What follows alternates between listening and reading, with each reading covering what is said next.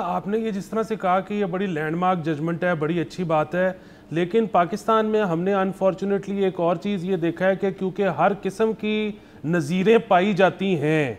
तो क्या आपको अब ये यकीन है कि अब लोअर अदालत में इसी नज़ीर को फॉलो किया जाएगा और किसी और केस में किसी और नज़ीर को कोर्ट करके तो दोबारा से वही फैसला नहीं दिया जाएगा कि अब आप फिर से पहले पैटर्निटी टेस्ट करवाएं और फिर लेके आएं और फिर वो मामला सुप्रीम कोर्ट तक नहीं पहुंचेगा ठीक होने के लिए? देखिए, I do agree with you partially. आपने बिल्कुल दुरुस्त बात की कि पाकिस्तान के अंदर हम देखते हैं कि प्रेसिडेंट आता है, हम उसे अप्रिशिएट करते हैं, हम उसे एडमायर करते हैं। एट द सेम टाइम हम भी कुछ दिन बाद, कुछ अदवार गुजरने के बाद फिर देखते हैं कि नया प्रेसिडेंट आया, एक नई नज़ीर आई, फिर लोग उस पर बात करते हैं। लेकिन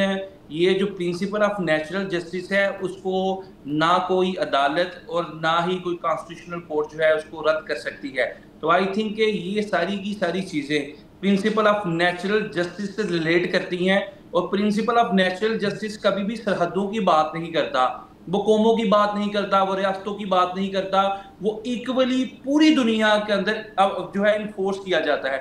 कहीं भी दुनिया के मुहज़्ज़ब माशरे के अंदर वरासत के इंतकाल में या म्यूटेशन के लिए कहीं पे भी डीएनए टेस्ट रिक्वायर्ड नहीं है। एक अदालत ने इलीगल एरर किया, उसने ये समझा कि ये इस शख्स का डीएनए हम करवा लें, लेकिन जो हमारी सुपीरियर कोर्ट थी उसकी तरफ से ये बड़ा ही खूबसूरत फैसला आया। तो मैं ये समझता हूँ कि ये जो फैसला है, इसने जो निचली कोर्ट की प्रैक्टिस थी या निचली कोर्ट की जो फाइंडिंग्स थी, जो प्रोसीडिंग्स थी, उसको नलीफाई किया, स्ट्राइक डाउन किया, डिस्पेल किया और एक principle of natural justice go with flow वाला जो कंसेप्ट है उसको इन्फोर्स किया। और हमारे यहाँ बहुत सारे ऐसे केसेस जो ट्रायल कोर्ट्स में आते हैं जिसमें हमारे बहुत सारे अच्छे जजेस भी हैं, लेकिन they are try to swim against the tides. लेकिन वो जो मामलात हैं उसके अंदर हम आइन की भी वायलेशन करते हैं, फंडामेंटल राइट्स को भी हम जो है तोड़ते हैं, मरोड़ते हैं, टिंट करते हैं, फोल्ड करते हैं, मोल्ड करते हैं।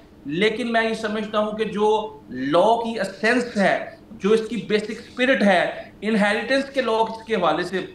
वो सुप्रीम कोर्ट ने अपने इस फैसले के अंदर अप होल्ड कर दी है। और वंस फॉर ऑल पाकिस्तान की तमाम जो है सूबों के लिए, तमाम शहरों के लिए और हमारे जो इंफीरियर कोर्ट्स हैं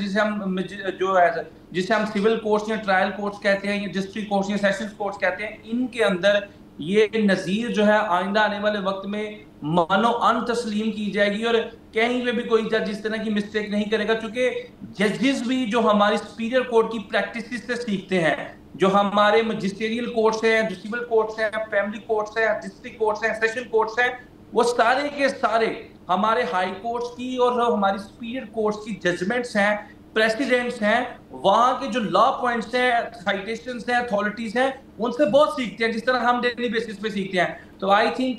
this is going to be a learning point for all the judiciary in Pakistan. जो हमारी ट्रायल कोर्ट्स हैं, आइंदा आने वाले वक्त में किसी भी शख्स की बल्दियत को इस तरीके से चैलेंज करके कोई क्वेश्चन मार्क राइज ना करे उस खातून की जिसकी कोख से इस बच्चे ने जन्म लिया, उस बच्चे की लेजिटिमेसी के ऊपर कोई बर्निंग क्वेश्चन राइज ना करे, उन बच्चों की लेजिटिमेसी के ऊपर, उनकी लॉफुल गार्डियनशिप के ऊपर। अगर इस तरह होगा तो आर्टिकल 14 और आर्टिकल 9 जिसकी आईने पाकिस्तान गमाजी कासियत तर्जुमानी करता है, ये सरीहन उसकी वायलेशन होगी। सब्सक्राइब करें और बेल दबाएं ताकि कोई खबर रह न जाए।